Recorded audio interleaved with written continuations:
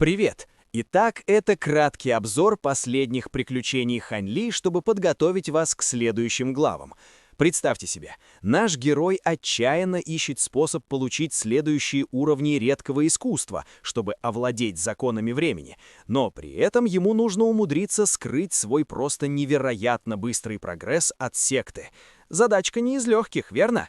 Во-первых, у нас пополнение. То самое загадочное яйцо наконец-то вылупилось. На свет появилась, очень забавная, голомастая и слегка неуклюжая птичка атрибута ветра.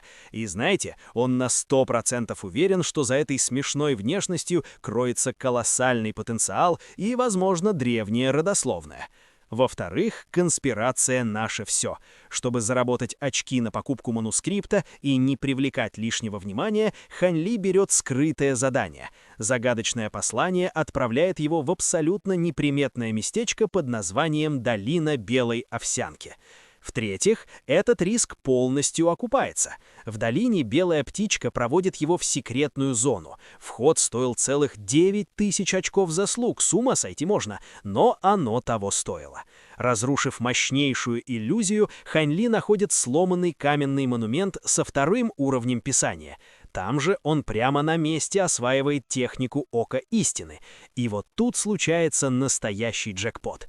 Применив Око, он восстанавливает иллюзорную проекцию монумента и успевает выхватить еще и скрытый третий уровень буквально за секунду до того, как его телепортируют обратно. Просто невероятная удача. Теперь, тайно вооружившись сразу 2 новыми уровнями законов времени и всевидящим оком истины, Хань Ли абсолютно готов к тому, что ждет его в следующих главах. А теперь слушаем дальше.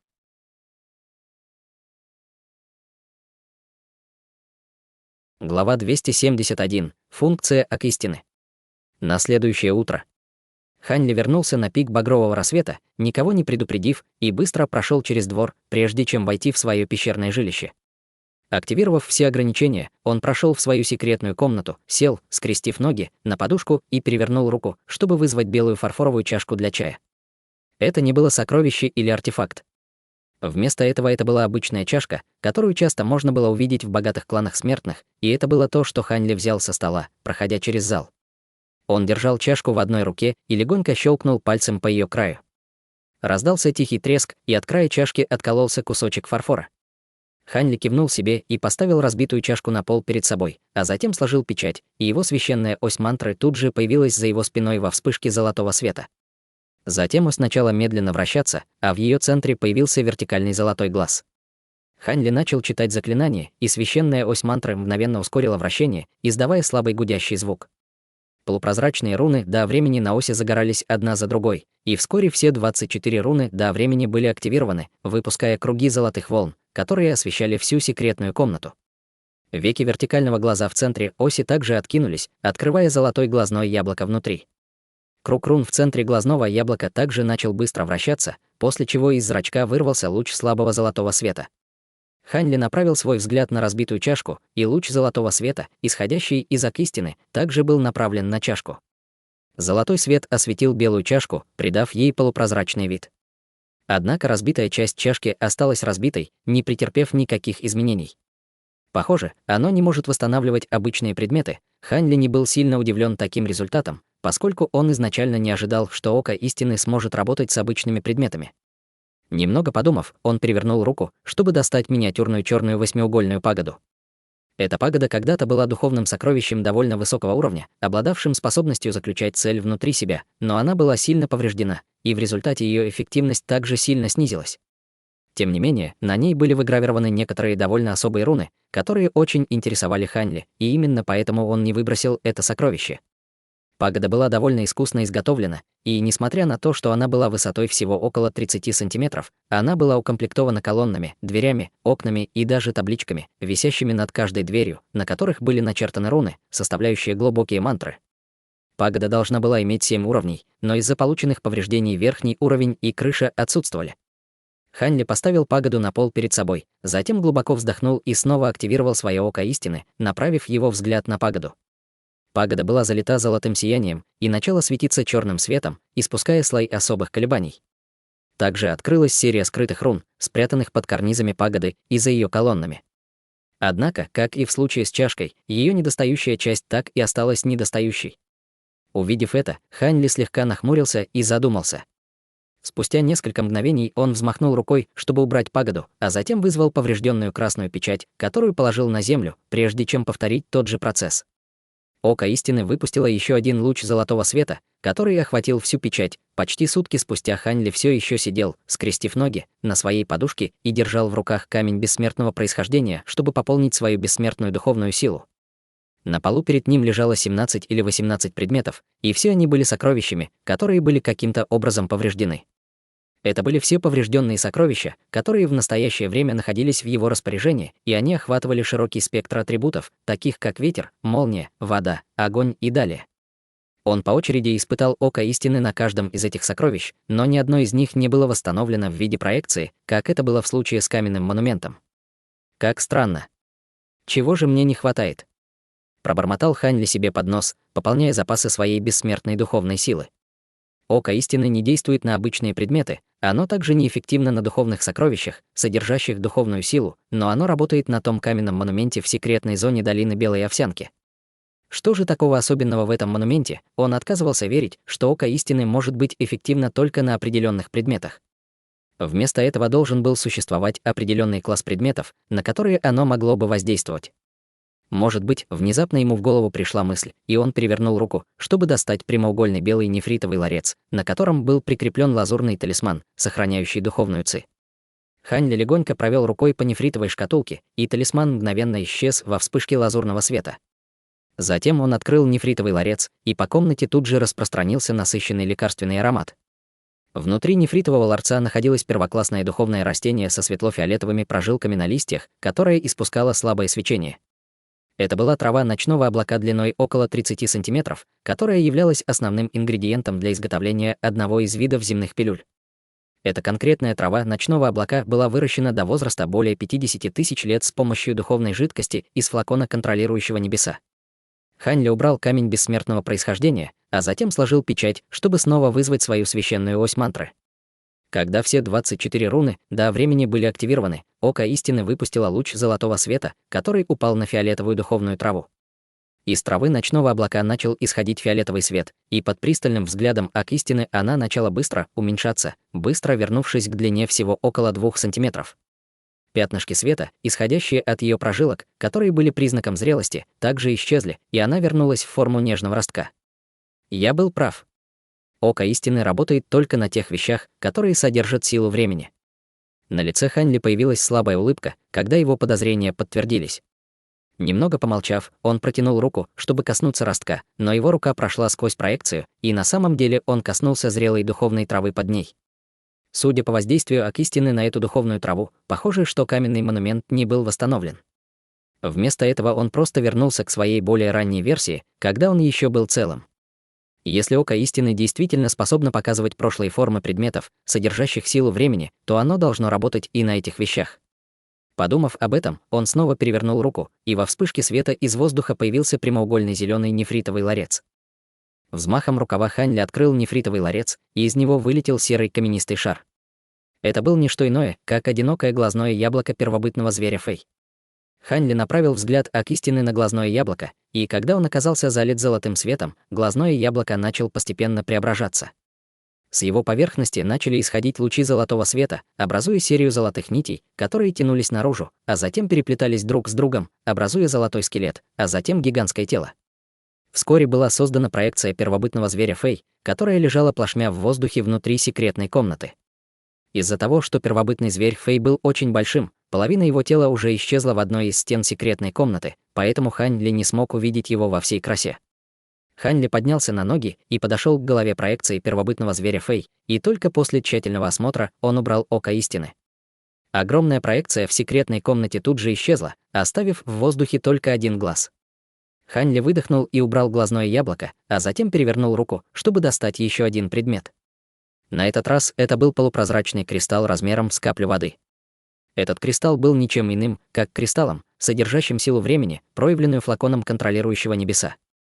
Хань Ли направил взгляд ок истины на кристалл, и кристалл тут же оказался окутан лучом слабого золотого света, после чего начал испускать вспышку ослепительного белого света наряду с огромными колебаниями духовной силы.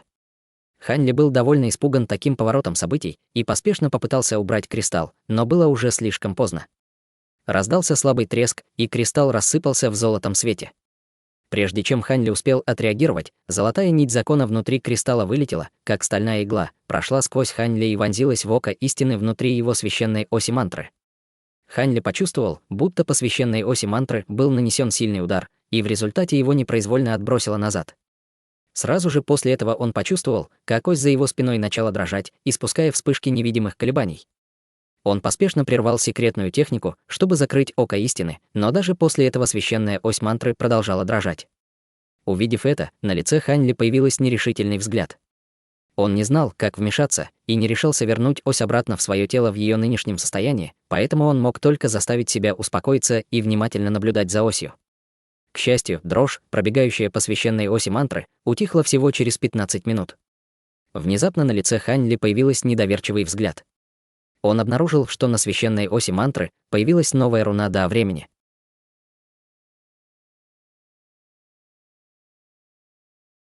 Глава 272. Изменение священной оси. В глазах Хань Ли промелькнуло недоумение, и он начал пристально изучать священную ось мантры своими глазами духовного прозрения.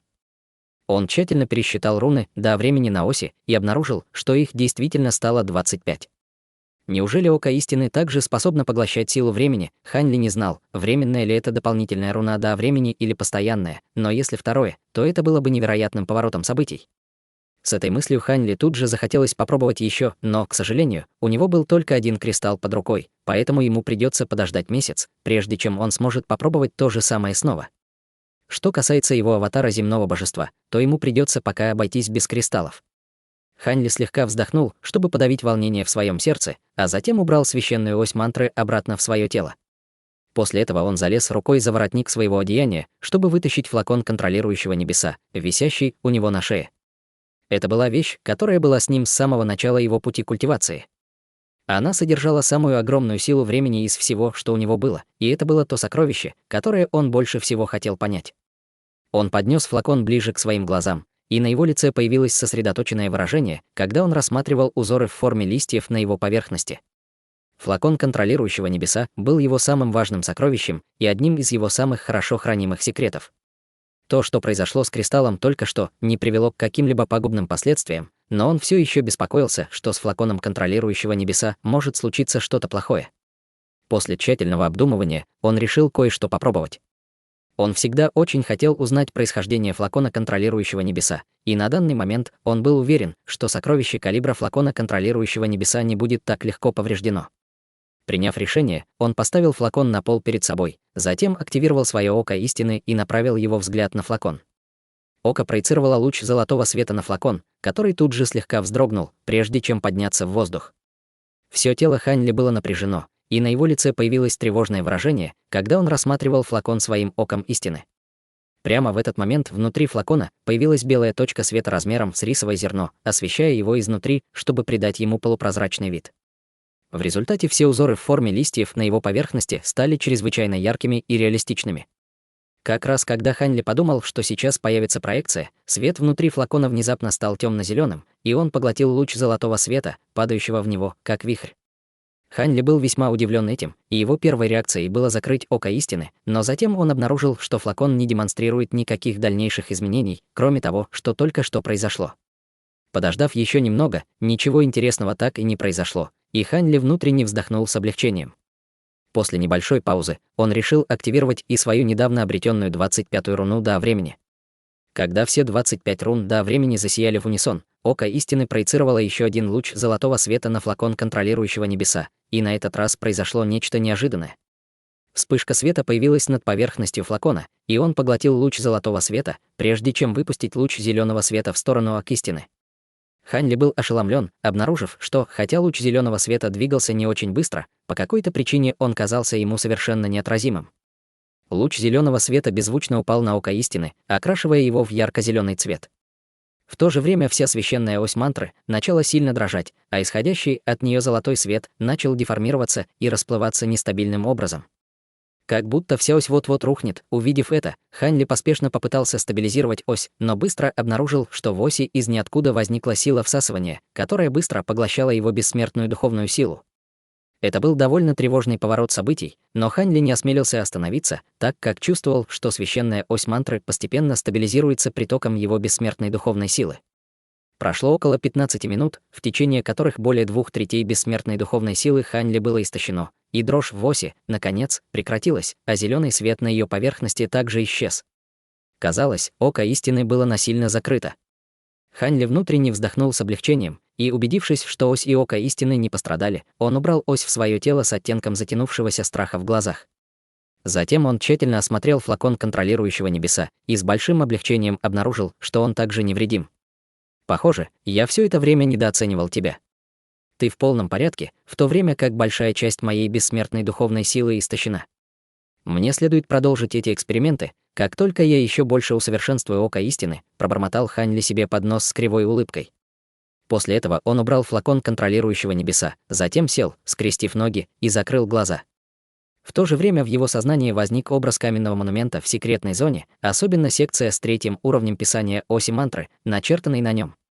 На данный момент он уже был чрезвычайно хорошо знаком с 1-м уровнем искусства совершенствования, поэтому он сосредоточился исключительно на изучении 2-го и 3-го уровней своим духовным чутьем, пытаясь увидеть, содержат ли эти две части какую-либо информацию, относящуюся к оку истины.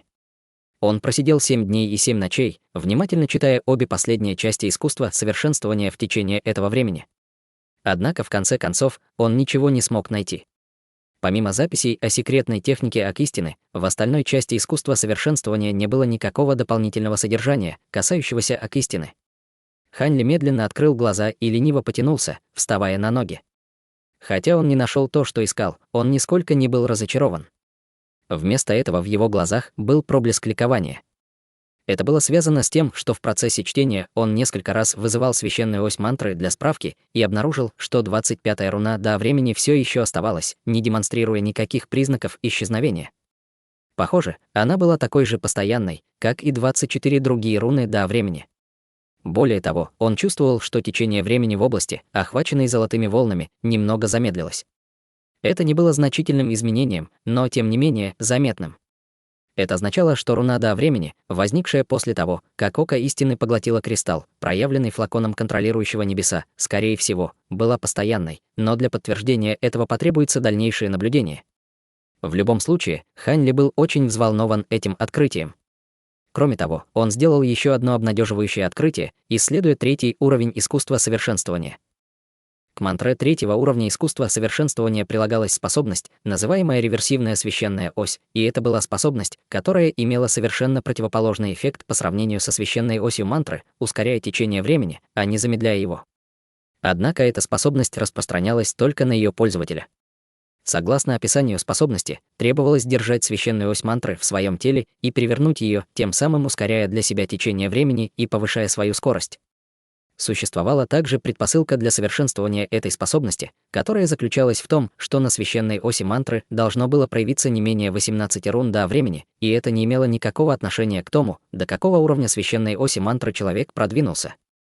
Однако, согласно описанию в писании оси мантры, только после освоения 3-го уровня искусства совершенствования можно было достичь 18 рун до времени, что означало, что до этого момента было невозможно совершенствовать эту способность. Однако Хань Ли уже достиг 25 рун до времени, поэтому теоретически он должен был быть в состоянии попытаться совершенствовать эту способность. Его первоначальным планом было уйти в уединение, чтобы совершенствовать 2-й уровень писания оси мантры, но он решил пока отложить этот план, чтобы сосредоточиться на совершенствовании этой способности. Если бы он смог овладеть этой способностью, то его боевая мощь немедленно получила бы значительный прирост. С этой мыслью Хань Ли снова сел, скрестив ноги, прежде чем закрыть глаза. Потратив несколько дней на то, чтобы привести себя в наилучшую возможную форму, Хань Ли начал свое уединение. Реверсивная священная ось казалась довольно простой способностью, но на самом деле ее было далеко не легко культивировать. Это было полной противоположностью тому, как обычно использовалось писание оси мантры, поэтому все озарения, которые возникли в процессе совершенствования писания оси мантры, были не только совершенно бесполезны, но и в определенной степени служили препятствиями. Внутри секретной комнаты Хань Ли сидел, скрестив ноги, делая печать обеими руками, а священная ось мантры позади него медленно вращалась, испуская слабый золотой свет. 18 рун до времени на ее поверхности загорелись в унисон, и они испускали вспышки своеобразных колебаний по всей секретной комнате. Прямо в этот момент Хань Ли соединил ладони, затем сложил два пальца, прежде чем повернуть обе руки, чтобы сделать странную печать, одновременно читая заклинание. Священная ось мантры позади него слегка вздрогнула, и исходящий от нее гудящий звук постепенно стих. Скорость ее вращения также постепенно уменьшалась, и казалось, что она вот-вот совсем перестанет вращаться. Сразу же после этого Хань Ли переключился на еще одну другую печать, и священная ось мантры мгновенно начала вращаться снова, только в совершенно противоположном направлении, чем раньше. Хань Ли был весьма обрадован, увидев это, и он как раз собирался попытаться убрать ось в свое тело, когда почувствовал некоторую стесненность в груди, после чего кровь начала бить в горло. Он немедленно прекратил то, что делал, и священная ось мантры вернулась в свое первоначальное состояние, прежде чем исчезнуть в его теле самостоятельно. Как и ожидалось, это не так просто. Один только метод циркуляции бессмертной духовной силы довольно трудно понять. Похоже, что я не смогу успешно совершенствовать эту способность без, по крайней мере, нескольких сотен попыток, делая по пути корректировки. На лице Хань Ли появилась кривая улыбка, когда он вытер кровь, стекающую с уголка его губ. Только что бессмертная духовная сила начала циркулировать в противоположных направлениях, тем самым сталкиваясь сама с собой, и если бы он продолжил в том же духе, то наверняка получил бы внутреннее повреждение. Отдохнув немного и отрегулировав циркуляцию бессмертной духовной силы в своем теле, Хань Ли снова вызвал свою священную ось мантры.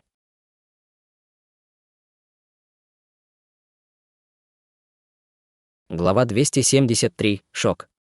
3 года спустя. В долине на территории пика багрового рассвета полоса размытого золотого света мелькала взад и вперед, рассекая воздух. Она двигалась с невероятной скоростью, оставляя за собой следы остаточных изображений, которые невозможно было уследить невооруженным глазом. Еще более странным было то, что в движениях полосы золотого света не было никакой системы или логики. В один миг она могла мчаться прямо вперед, а в следующий — оказываться в противоположном направлении.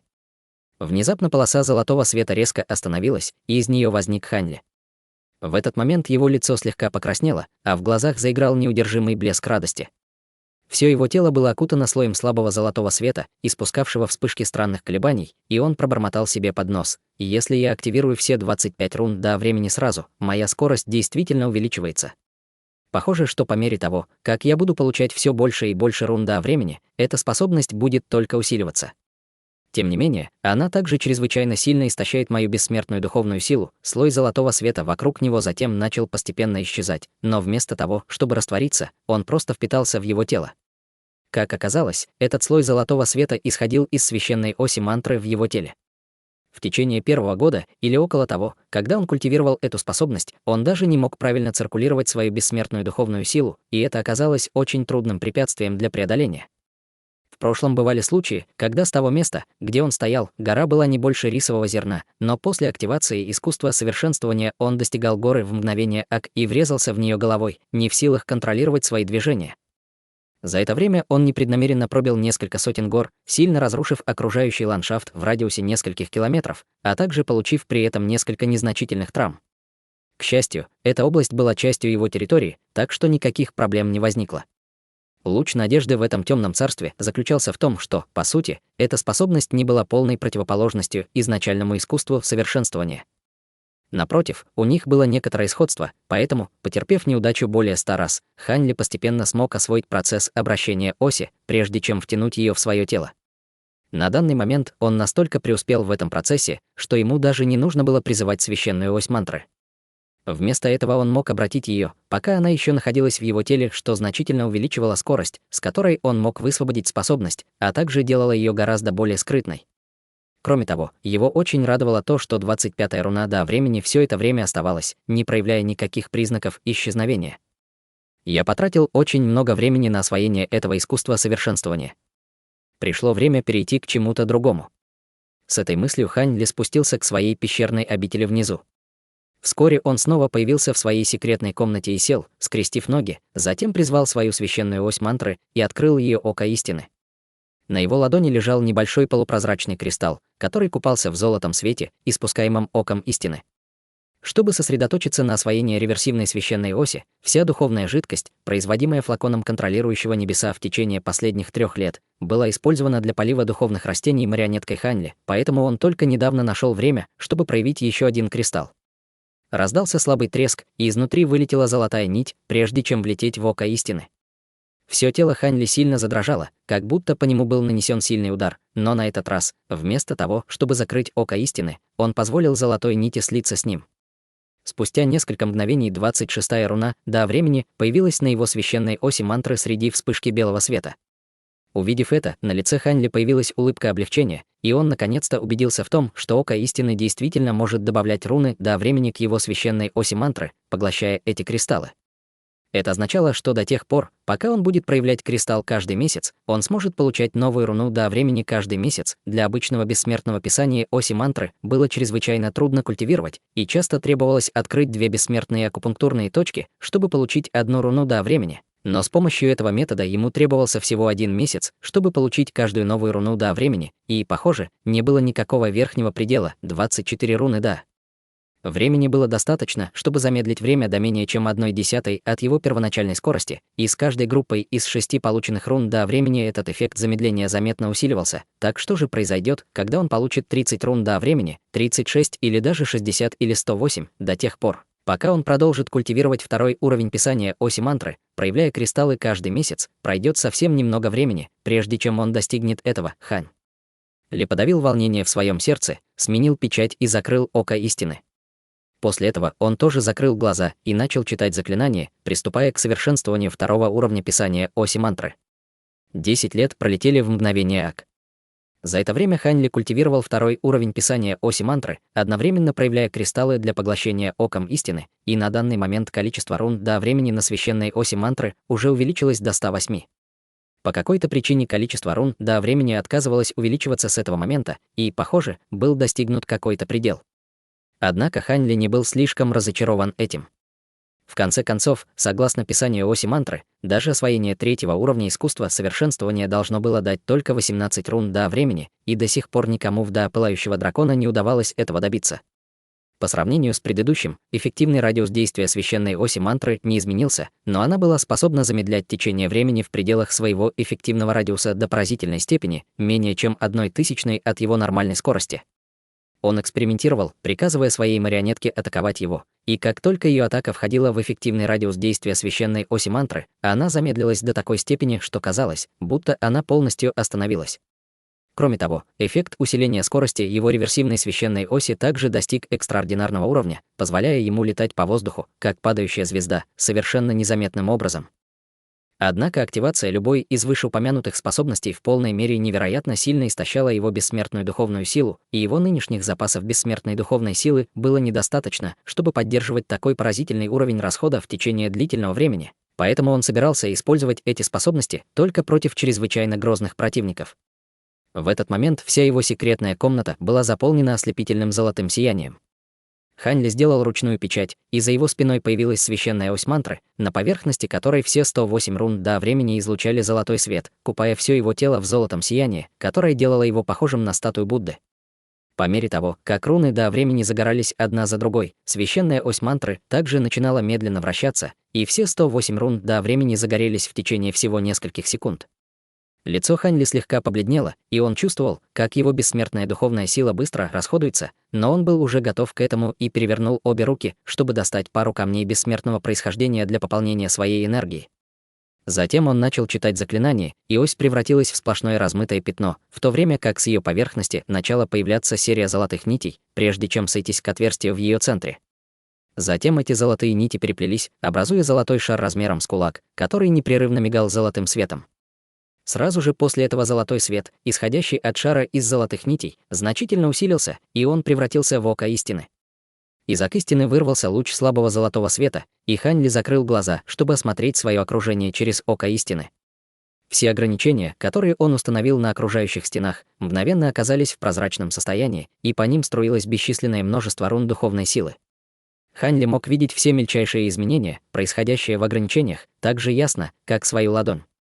Пространство впереди также превратилось в обширный участок мутно-серого цвета, и Мэн Юнгуй, Мэн Цинцань и остальные постепенно проявились вместе с пейзажем за пределами пика багрового рассвета. По-видимому, око истины было способно смотреть прямо сквозь само пространство, и сердце Хань Ли слегка затрепетало при виде этого. Способность Ак истины видеть сквозь иллюзии мало чем отличалась от его глаз духовного прозрения, но после того, как количество рун до времени на его священной оси мантры увеличилось до 108, око истины стало значительно мощнее, способным наблюдать гораздо больше, чем его глаза духовного прозрения. У него была способность, которая могла объединить его глаз разрушения законов и его глаза духовного прозрения, но даже она теперь сильно уступала его оку истины. Хань Ли мягко выдохнул, и на его лице появилось торжественное выражение, он перевернул руку, чтобы призвать свой флакон контролирующего небеса. Как раз когда он собирался осмотреть флакон своим оком истины, внезапно произошел неожиданный поворот событий. Флакон вылетел из его руки и завис в воздухе, а с его поверхности начало излучаться ослепительное сияние, делая его похожим на крошечное зеленое солнце. Сразу же после этого из зеленого света вырвался поток огромной силы, и Хань Ли был застигнут врасплох, невольно отлетев назад, пока его спина не ударилась о стену позади него. На его лице появилось удивленное выражение, и прежде чем он успел что-либо предпринять, его священная ось мантры подлетела к флакону контролирующего небеса, излучая ослепительный золотой свет, который был в несколько раз ярче обычного. В частности, око истины светилось чрезвычайно ярко, и круг рун вокруг зрачка быстро извивался, как будто ожил. Как будто они оба резонировали друг с другом. Хань Ли поспешно отложил пару камней бессмертного происхождения, которые держал в руках, чтобы сделать ручную печать, но, к его удивлению, и флакон контролирующего небеса, и священная ось мантры больше не подчинялись его контролю. Внезапно око истины выстрелило лучом золотого света во флакон контролирующего небеса, и флакон начал быстро увеличиваться в размерах, достигнув размера человеческой головы в мгновение ак. Затем на поверхности флакона появились бесчисленные зеленые руны, и они напоминали бесчисленное множество плывущих головастиков. Толстый столб зеленого света вырвался из флакона, затем разорвал пространство впереди, прежде чем исчезнуть в нем. Вместо того, чтобы закрыться, разорванное пространство начало сильно деформироваться, напоминая большую черную пасть, которая непрерывно конвульсировала. В следующее мгновение из пространственной трещины вырвался обширный поток света. Свет был очень ярким, но не ослепляющим, и он вытекал из пространственной трещины, как нежный поток воды. В этот момент Хань Ли уже поднялся на ноги и наблюдал за разворачивающейся перед ним сценой с озадаченным выражением, не зная, сулит ли это удачу или беду. Несмотря на то, что священная ось мантры в данный момент была вне его контроля, он все еще мог заставить ее исчезнуть, перекрыв поток бессмертной духовной силы, исходящей из его тела, но он не был уверен, хочет ли он этого. Как раз когда Хань Ли раздумывал, как поступить, ситуация приняла новый оборот.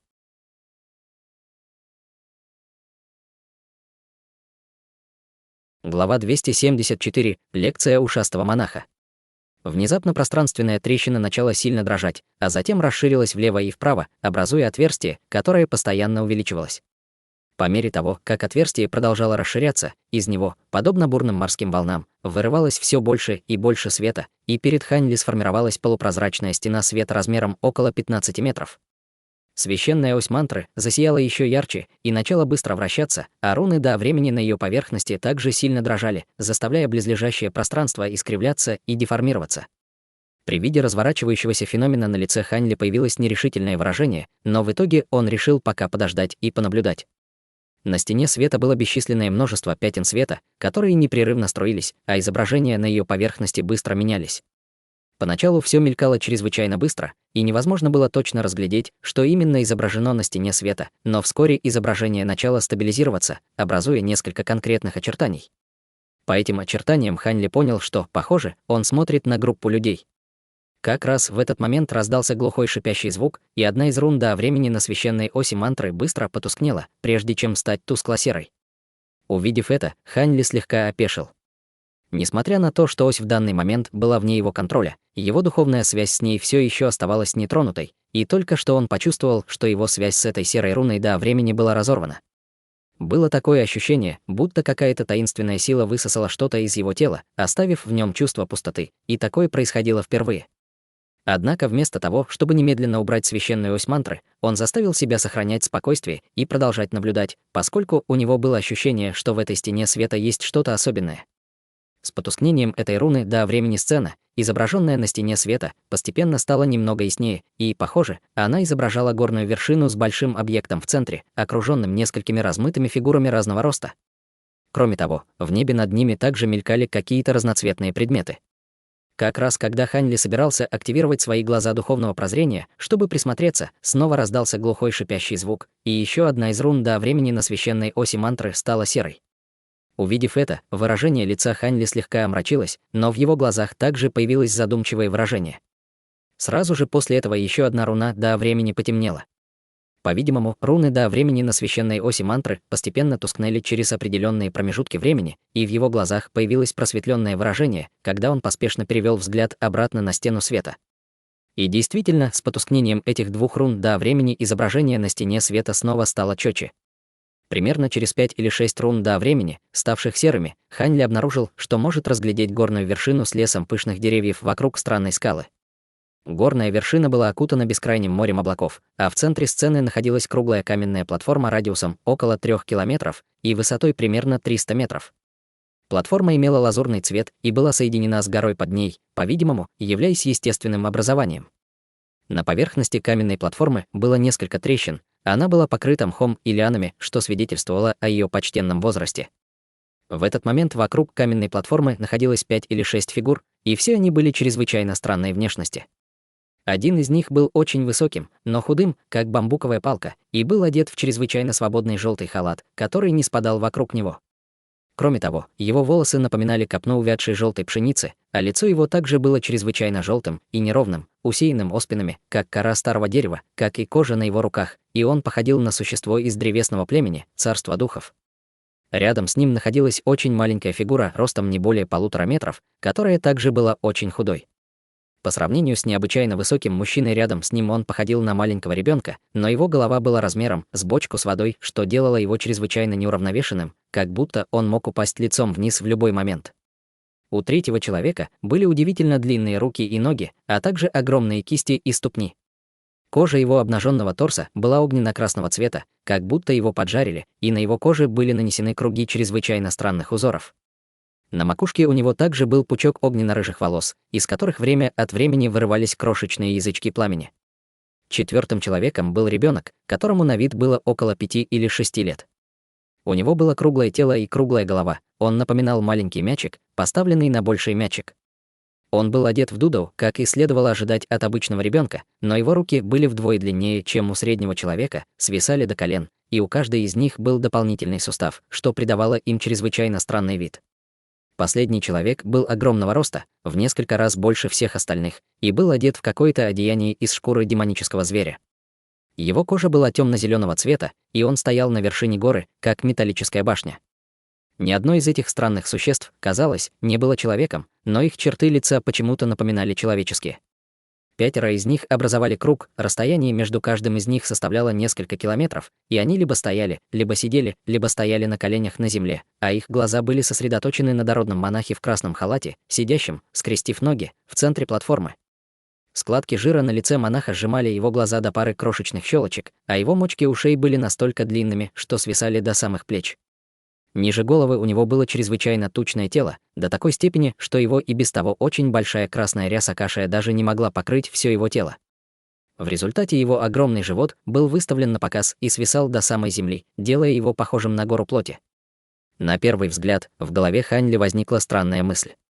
Может ли этот человек ходить или даже стоять?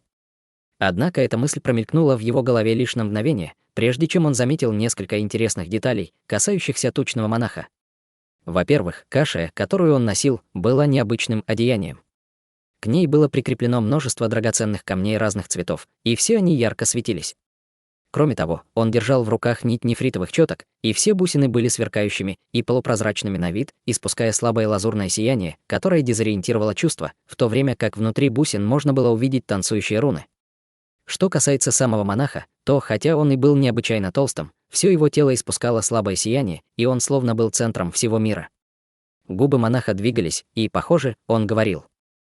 Однако вместо звуков из его губ вытекала цепочка пятицветных рун, образуя поток пятицветного света, который распространялся по окружающей области, прежде чем подняться в воздух и раствориться, по-видимому, резонируя с небом и землей. Из потока света возникло бесчисленное множество пятен света, которые превратились в порывы яростного ветра, сформировавшего несколько огромных торнадо. Однако эти торнадо мгновенно исчезали, как только принимали форму, превращаясь в огненный шторм, который обрушивался с небес. Прежде чем огненный дождь успевал опуститься на землю, он превращался в ледяную бурю, которая замораживала окружающий воздух. Все эти явления были чрезвычайно реалистичны, но каждая из них исчезала, как только появлялась, заставляя близлежащее пространство непрерывно дрожать, в то время как море облаков бурлило и клокотало. Хань Ли был очень заинтригован увиденным. Он заметил, что независимо от того, какие явления возникали, каменная платформа и окружающая ее среда оставались совершенно нетронутыми, и даже листья на окружающих деревьях оставались совершенно неподвижными. В то же время за головой тучного монаха распускались бесчисленные золотые цветы лотоса, образуя огромное золотое облако чрезвычайно загадочного вида. По мере того, как облако мягко раскачивалось из стороны в сторону, по пространству вокруг него проходили рябь, видимая даже невооруженным глазом. Странного вида фигуры вокруг каменной платформы не обращали внимания на явления, происходящие наверху, и продолжали пристально смотреть на тучного монаха, слушая его речь в состоянии полного восторга. Поговорив некоторое время, тучный монах на мгновение умолк, и полоса пятицветного света, проносящаяся по воздуху, исчезла вместе со всеми явлениями. Дрожащее пространство и бурлящее море облаков также постепенно успокоились, и высокая фигура в желтом халате внезапно поднялась на ноги, прежде чем отдать честь монаху. Монах и остальные фигуры повернулись к нему, и фигура в желтом халате начала говорить, делая серию жестов руками, по-видимому, задавая вопрос монаху. Все остальные фигуры бессознательно кивали, слушая его речь, как будто у них был один и тот же вопрос, и все они затем повернулись к тучному монаху с выражением ожидания на лицах. Услышав вопрос фигуры в желтом халате, тучный монах запрокинул голову и разразился смехом, отчего все дряблые складки на его теле затряслись от веселья. Пространство вокруг горы также начало гудеть от смеха тучного монаха, в то время как море облаков бурлило, а гора дрожала. Увидев это, на лице Хань Ли появилось ошеломленное выражение. Кто же был этот тучный монах, чтобы одним своим смехом так сильно влиять на окружающую его среду? Когда его смех стих, тучный монах снова заговорил, делая серию жестов своими пухлыми руками, по-видимому, отвечая на вопрос человека в желтом халате. Когда он слушал ответ тучного монаха, на лице человека в желтом халате появилось просветленное выражение, и он почтительно поклонился монаху, прежде чем снова сесть. Все остальные тоже просветлели от полученного ответа и также поклонились тучному монаху, прежде чем сесть обратно. Тучный монах опустил руки, продолжая свою лекцию, а 5 фигур вокруг него начали внимательно слушать с выражением восторга на лицах. Глядя на опьянённые выражения лиц всех присутствующих, Хань Ли внезапно охватило сильное желание услышать, что говорит монах. Однако, несмотря на то, что изображение, отображаемое на стене света, стало во много раз чётче, чем раньше, он не мог ничего услышать, поэтому мог только смотреть в смятение.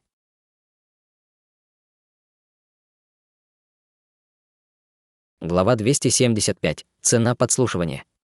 Время шло, руны до времени на священной оси мантры продолжали исчезать одна за другой, а изображение, отображаемое на стене света, становилось все более устойчивым. К радости Хань Ли, по мере того, как изображение стабилизировалось, он начал слышать какой-то звук, исходящий от стены света, но он был очень приглушенным и прерывистым, что не позволяло ему разобрать, что говорится. За это время тучный монах сказал еще кое-что, и, как и раньше, из его рта вырвался поток пятицветных рун, когда он говорил. Эти руны поднимались в воздух, прежде чем превратиться в пятицветный поток света, который затем превратился в ряд странных растений и свирепых зверей, которых Хань Ли никогда раньше не видел, представляя собой калейдоскоп завораживающих зрелищ. 5 фигур, сидящих вокруг каменной платформы, время от времени задавали какие-то вопросы, а затем снова садились с просветленным выражением лица, выслушав ответы монаха. Хань Ли начинал по-настоящему волноваться из-за того, что не мог расслышать, о чем идет речь, но он мог только заставить себя сохранять спокойствие. Вместо того, чтобы беспокоиться о скорости, с которой исчезали руны до времени, он теперь начал надеяться, что они будут тускнеть быстрее. Некоторое время спустя изображение на стене света, наконец, полностью стабилизировалось, и звук, исходящий из изображения, стал немного громче. Он все еще был довольно приглушенным и нечетким, но Хань Ли смог разобрать кое-что из того, что говорилось. Хань Ли тут же подлетел к стене света, пока не оказался от нее на расстоянии не более 30 сантиметров, затем сел, скрестив ноги, и сделал ручную печать. По его приказу вся бессмертная духовная сила в его теле была направлена в уши, и он активировал способность усиления слуха, которую случайно выучил в прошлом, прежде чем внимательно прислушаться к звуку, исходящему из изображения. Благодаря этой способности звук, исходящий от стены света, мгновенно стал чётче. Голос монаха был теплым и эфирным, вселяя в слушателя благоговение и почтение, и хотя он говорил на незнакомом языке, глаза Хань Ли быстро загорелись, когда он слушал лекцию монаха. Он не мог понять, что говорится, но одно только слушание голоса монаха давало ему чрезвычайно глубокое ощущение, как будто он достиг какого-то просветления, но он не мог сказать, к чему именно он просветлел. Несмотря на это, он все еще испытывал восторг и тщательно запоминал все, что слышал. После того, как он прослушал всего одно предложение, из его тела один за другим начали появляться огни всех цветов, включая золотой, лазурный и серебряный. Все искусства совершенствования и способности в его теле активировались голосом монаха. Хань Ли был поражен таким поворотом событий и начал слушать еще внимательнее. Он все еще не мог понять, что говорится, но на его лице появилось такое же восторженное выражение, как и на лицах 5 фигур на изображении. Время шло, огни, вспыхивающие из его тела, становились все ярче и ярче, и вместе с проекцией птицы молнии появились дуги серебряной молнии. Во вспышке лазурного света появилась проекция гигантской лазурной птицы. Затем во вспышке золотого света появился гигантский золотой обезьяна, стучащий себя в грудь и ревущий в небеса. Из его тела одна за другой появлялись проекции истинных духов, и в мгновение ока все нынешние формы истинных духов Хань Ли появились вокруг него, прежде чем начать вращаться вокруг его тела. То же самое относилось и ко всем его другим искусствам совершенствования, и циркуляция бессмертной духовной силы в его теле с каждой секундой становилась все быстрее и мощнее. Сразу же после того, как тучный монах произнес свое 8-е предложение, начали разворачиваться совершенно необъяснимые события. Все тело Хань Ли задрожало, и сразу же после этого его охватило чувство онемения. Его дантянь также стал обжигающе горячим, но это было очень теплое и приятное ощущение. В следующее мгновение изнутри его тела раздался отчетливый глухой стук, и Хань Ли слегка опешил, услышав это, после чего в его глазах появилось радостное выражение. Прежде чем он успел что-либо предпринять, в его теле один за другим раздались еще 7 глухих стуков. В следующее мгновение на его теле появились 8 пятен света, и они были идентичны 12 существующим.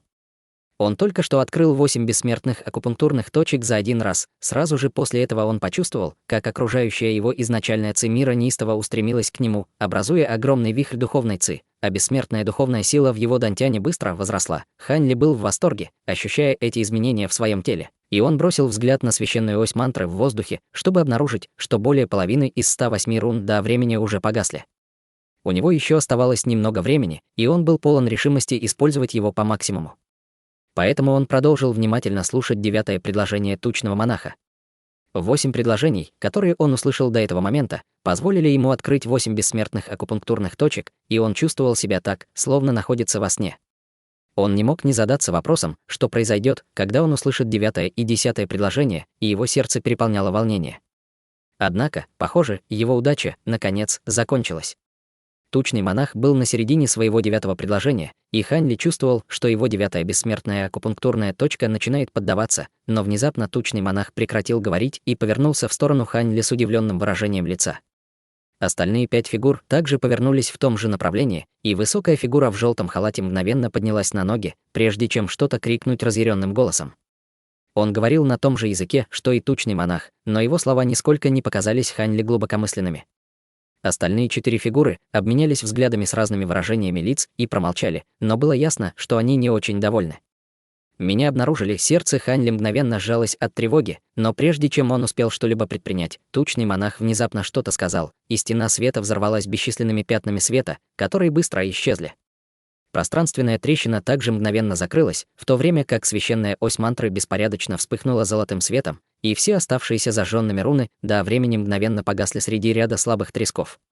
Все тело Хань Ли задрожало, когда он изверг изо рта полный рот крови, и его лицо мгновенно стало чрезвычайно бледным, в то время как бессмертная духовная сила в его теле пришла в полный беспорядок, хаотично хлынув во все стороны.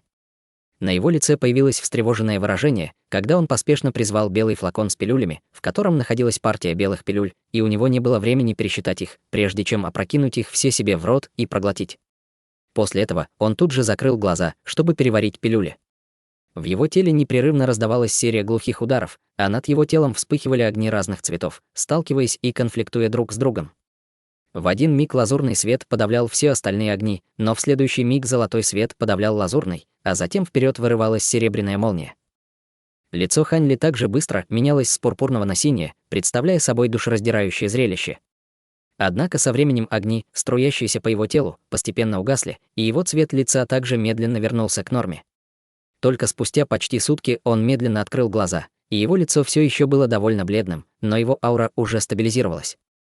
К счастью, он очень быстро среагировал, вовремя проглотив эти пилюли для стабилизации меридианов. В противном случае он, скорее всего, пострадал бы от отклонения ЦИ. Хань Ли мягко выдохнул, и на его лице снова появилось радостное выражение, когда он почувствовал 8 вновь открывшихся бессмертных акупунктурных точек в своем теле. Несмотря на то, что ситуация только что была чрезвычайно опасной, он также получил огромную награду, открыв 8 бессмертных акупунктурных точек, просто слушая лекцию тучного монаха через стену света. 9-я акупунктурная точка не была полностью открыта, но она уже начала поддаваться, и он был уверен, что сможет открыть ее через некоторое время. В связи с тем, что в течение последних 10 лет совершенствования он сосредоточился в основном на получении дополнительных рун до времени, он не смог открыть никаких новых бессмертных акупунктурных точек, но ему удалось открыть 8 практически в мгновение ак. Возможно, это произошло потому, что эти прорывы были достигнуты не за счет совершенствования писания оси мантры, а возможно, потому что на оси уже было 108 рун до времени. В любом случае, в результате этих прорывов он не получил никаких дополнительных рун до времени. Он, естественно, был в восторге от того, что достиг такого значительного прогресса за столь короткое время, но больше всего его волновали те 8,5 предложений, которые он услышал от тучного монаха. Чем больше он вспоминал эти 8,5 предложений, тем более глубокими и непостижимыми они ему казались, и ему казалось, что они являются частью мантры для определенного искусства совершенствования. Подумать только, что этот монах смог помочь мне открыть несколько акупунктурных точек, просто разговаривая. Может быть, он предок Да. Хань Ли сел, скрестив ноги, и на его лице появилось задумчивое выражение, но в следующее мгновение ему внезапно пришла в голову мысль, и он поспешно призвал свою священную ось мантры среди вспышки золотого света. Все 108 рун до времени на оси стали тусклыми и серыми, по-видимому, потеряв всю свою жизненную силу. Похоже, это было одновременно и благословением, и проклятием. Чтобы услышать проповедь этого монаха, мне пришлось позволить всем моим рунам до времени потемнеть. Хань Ли тихо вздохнул, затем принял восстанавливающую пилюлю и закрыл глаза. 3 дня и 3 ночи спустя. Хань Ли открыл глаза, и к этому моменту он уже полностью оправился от ран, но, повернувшись к своей священной оси мантры, он обнаружил, что 108 рун до времени на ее поверхности все еще были полностью темными. Как такое возможно, ему вдруг пришло в голову, что тот последний взгляд тучного монаха мог повредить основу священной оси мантры. С этой мыслью он поспешно попытался высвободить эффект замедления времени оси, но она совершенно не реагировала. Затем он попытался высвободить свою способность реверсивной священной оси, но результат был идентичным, и на его лице появилось мрачное выражение. Писание оси мантры в настоящее время было его основным методом совершенствования, и если руны до времени на священной оси мантры были уничтожены навсегда, то он больше не сможет совершенствовать писание оси мантры. Он покачал головой и насильно взял себя в руки, затем активировал писание оси мантры, чтобы попытаться почувствовать руны до времени на своей священной оси мантры. Спустя несколько мгновений его глаза распахнулись, и на его лице появилось легкое ликование. Это было очень слабо, но он все еще мог ощущать некоторую силу времени внутри рун до времени, и его духовная связь с ними также не была разорвана. Это было большим облегчением. Пока духовная связь все еще оставалась, был шанс, что руны до времени на оси можно будет восстановить. С этой мыслью Хань Ли продолжил совершенствовать писание оси мантры, пытаясь восстановить свои руны до времени, а также размышляя над теми 8,5 предложениями, которые он услышал от тучного монаха.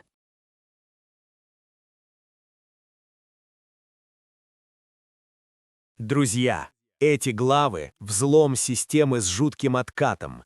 Хань Ли пытается восстановить разбитую чашку оком истины, понимает, что оно работает только с объектами силы времени и начинает эксперименты. Сворачивает 50-тысячелетнюю траву в росток. Поглощает кристаллы времени, за 10 лет собирает 108 рун дао времени, время вокруг замедляется до 1/1000, он обретает немыслимую скорость. Но резонанс рвет пространство. За трещиной тучный монах читает лекцию. Слова рождают торнадо и лотосы, слушают гиганты и странные дети. Каждая секунда подслушивания выжигает руны, но он открывает 8 бессмертных акупунктурных точек.